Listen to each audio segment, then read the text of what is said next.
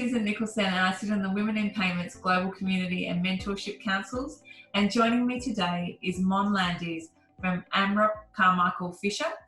Anyone who is involved in payments in Australia knows that Mon knows payments and banking, recruitment and search, and I am hoping that she can impart some of her expertise in relation to the current market in Australia and beyond, and importantly about winning in virtual interviews. Thank you. What a nice introduction. Thank you so much. So you're right, I've been in search for 30 years and 17 years with Amrop, and I head up the banking and payments practice here in Australia. And I thought I'd seen it all. But I think COVID has redefined the playing field. And, you know, with that, there's new challenges, new methodologies and new ways of working. I don't anticipate, as Australia has gotten past its first wave of COVID, many people have recently lost their jobs, but also there's another cohort of people who are starting now to have the confidence to look for a new job. Mon, what are you seeing now from a recruitment perspective in payments and banking? Sure. So, look, you're right. Initially, the world of search and recruitment paused for about 6 weeks. Activity stopped. But organisations have had to resume activity, and they need to attract and appoint key talent in order to drive their business forward. And I'm not going to suggest it's at pre-COVID levels, because it's not. And the press will tell you there are some areas that have been, hard hit. But there are pockets where there's good activity happening. And I think, banking and payments is one industry that hasn't been hit as hard as others. Mon, can you tell us about where some of these pockets might be? Yeah, absolutely. So to start with, I think the banks are always looking for good risk people. So anyone with experience in first and second line risk, there is a need. On the more senior end, we're finding some really strong opportunities both across product and finance, so almost the CPO, CFO level. And then there's been a scattering of roles across digital transformation, AI, analytics. I've also seen a couple of key account director roles, so almost opportunities for individuals to come in and manage a portfolio of enterprise relationships. So that would be the different areas that we've seen some really strong movement more recently. I was just going to say, in some ways, the change does create opportunity for people. So there will be movement in organisations which can potentially open up new roles that weren't available before. So that's a really important point that you just raised, because over the last 3 months, I think businesses have really had to sit down and look at their model and review their strategy to understand how they're going to be successful post-COVID. And so with that, they've looked at, do they have the right products in market? Do they have the right processes in place? Do they have the right people to move their organisation forward? And so with that, there is going to be hiring of additional key talent, and organisations now recognise that it's important for them to really understand the end-to-end market. So that's both the passive and also the active talent market. So they're interesting terms that I haven't really heard before until we were talking earlier. Mon, can you elaborate for people by what you mean in terms of active and passive talent? Sure. Active talent, individuals with a resume ready to go. They are active in the market looking for a role. They are on job boards, they're actively applying, they're networking, they're making the right calls. But the passive market is quite different. So that is individuals who are doing nothing at all proactively.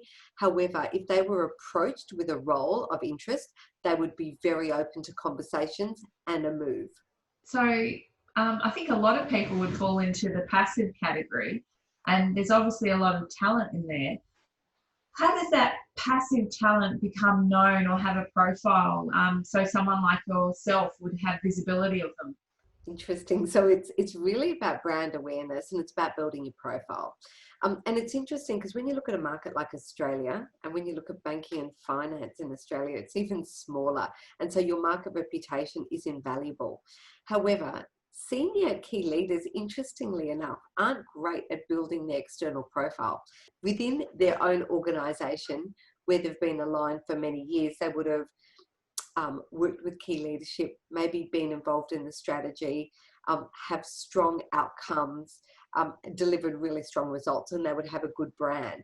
But it's important for them externally to build that brand. And there's a myriad of ways. So LinkedIn has got some really good tools, networking, if they're comfortable, perhaps reaching out to an ex-employer or an employee, you know, working with an organisation that they're very interested in. But more than anything, I think it's aligning yourself with your industry bodies and associations. Right. So Women in Payments is a perfect example of that. You know, whether it's a speaking engagement or contributing to thought leadership or aligning yourself with the organisation. You know, I found, Susan, that people in our industry really want to help each other. The They do. recommendations and referrals that I have received have been extraordinary, and it's a community that really wants to work together. Yeah, that's certainly what I love, is that sense of community and that willingness to help, exactly as you described, Mon. It's very powerful. Yeah. From a work perspective, I don't get the sense that we'll ever go back in the office the way we were, spending the vast majority of our time at a desk in the office 5 days a week. What do you think these changes due to COVID mean from a recruitment perspective? So interestingly enough, I agree. Again, with everything you've said, I believe that we're going to look at something new in terms of remote and distributed workforces, and we're not quite sure what that's going to look like yet. And I do think that many organisations have a range of employees starting to trickle back into the office. It could, however, be until the end of the year or even early next year until they have sort of full staff back in the office, or it might not be ever. Right? So it might look something very different. But what it means from a recruitment perspective for now is that virtual interviewing is going to be well utilised in the short term. And I don't want to suggest it's going to be for every interview. So if you're going through an interview process, which might have, you know, a 3 to 5 step process there, maybe 2 or 3 of those interviews will be virtual, but having the tips at hand are going to really help. And I have to tell you, we have done, both globally and me personally in Australia, we've actually completed full search briefs and onboarded senior leaders virtually. So it can be done if you know, stay agile, connected and forward looking. I think everybody has been thrown into this environment, and we've all had to get pretty comfortable pretty quickly. But most of us are going to be virtual newbies in relation to interviews. So what's the best ways we can set ourselves up for success in this environment? You've already mentioned a few things. What are your thoughts in this area, Mon? So I think the first thing is check your technology. Sounds crazy and quite basic, but you might be asked to use a new conferencing tool you haven't used before. Give yourself a chance, download it, trial it, test it, familiarise yourself with it ahead of time. And I'd also look to just avoid streaming any other content, free up your bandwidth, just give yourself best use of Wi-Fi. So that's the first one. Now, if you've done everything and you get online and you've got like a delay or a noise feedback, which is too difficult to work with, politely ask to log off and log back on. And if you're anything like me, that will fix your technology issues. And if it's still really bad, you can ask to reschedule. We are all working in new ways and everyone's very understanding. But I think if you allow for pauses and you speak slowly, we can usually work with the technology. So that's number one. The second area I'd mention here is just about creating the conditions. So whether you're like me working from home or you're working in the office or you're in a quiet corner of your local cafe, escaping the children and the barking animals, all of that's fine. Just make sure that you're aware of the visual impression that your background's going to create. Now, I've actually chosen today to give you unfiltered. This is my home office. I moved some stuff around, but it's pretty much what it should be. I'm a little jealous of your background though, and I'm not going to ask you to tell me if it's real or virtual. It's virtual. It's beautiful. I think either way is fine though. So it's just about making sure there's no clutter behind you and minimizing interruptions. But you know, there are some really good on the conferencing tools. There's some beautiful virtual backgrounds. You can play around and have fun with it as well.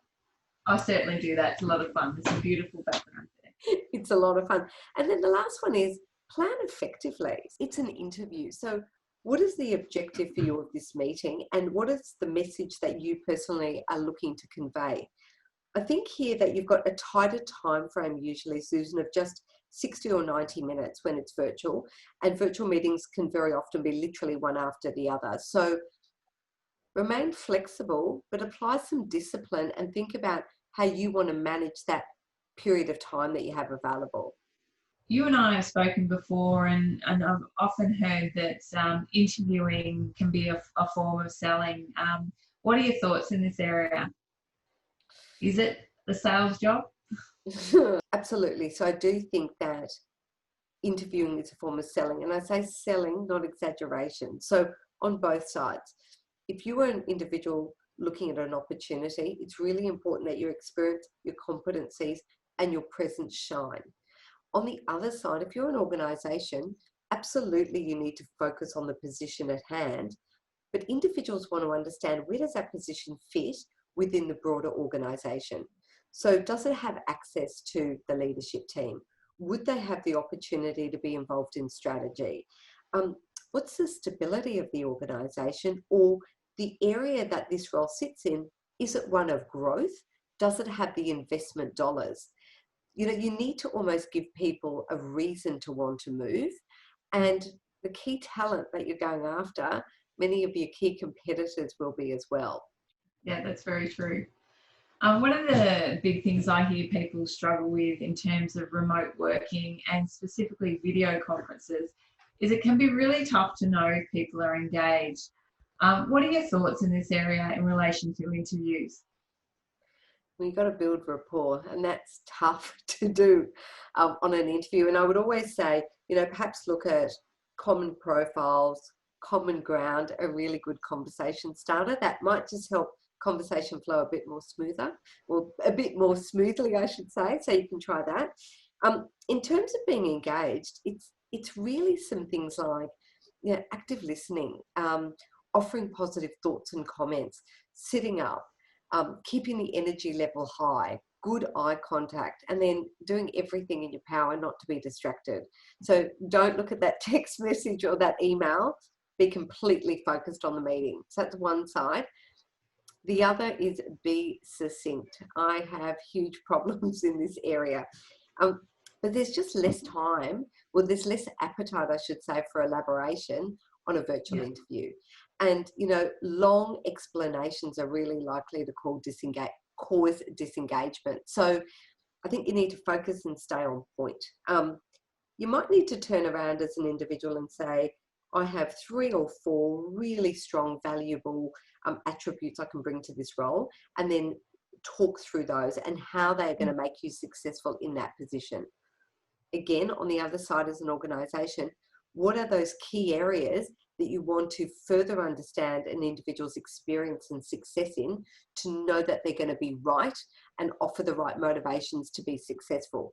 So both sides can ask for elaboration, but I would really focus here, if you can, on work output and outcomes rather than all the activity along the way.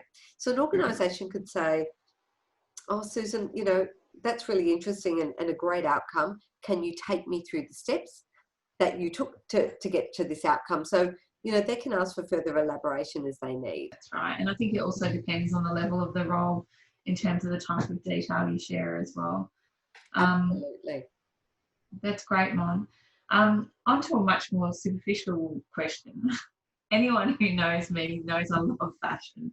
So one of my questions for you, and I know a lot of people want the answer to this, is what do you wear to a virtual interview? Are we suiting, tying it, or where on the spectrum between that and tracksuits do we sit? Somewhere in the middle.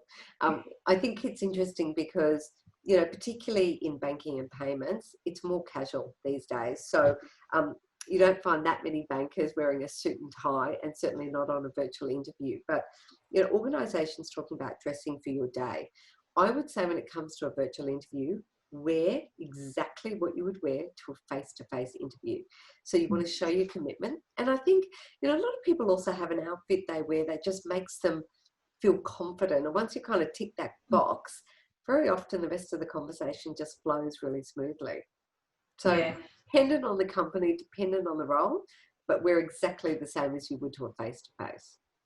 I agree with you in the respect that, you know, wearing the right outfit also gives the candidate confidence as well. So, yeah, that's an interesting point. One of the best things coming out of COVID, if I can say that, is the ability to work from home. This can be a game changer for many families, and some individuals might be nervous to actually move roles due to the risk of potentially losing that flexibility that they've actually obtained from the equity in their current role.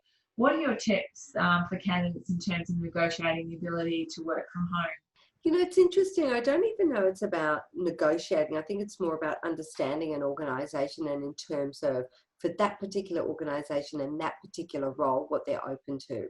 So I really feel that organisations worldwide are still sitting and trying to work out what is going to best work for them in terms of remote and distributed workforces to get them the right outcome. And if you read the press, you know, many of the banks in Australia are talking about working from home being a reality for a number of their staff. A number of clients I have spoken to are saying to me, Mon, they're expecting that there'll be a 30% reduction in their corporate footprint. One of the job boards I looked at actually it was really interesting. One of the categories was location-wise work from home. So the conversations are changing.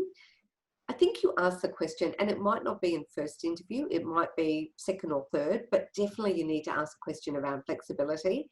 And I would assume everyone's going to be open to it. So, you know, you can use questions like, what were your flexible working arrangements pre-COVID? Have you got a lot of staff back in the office now?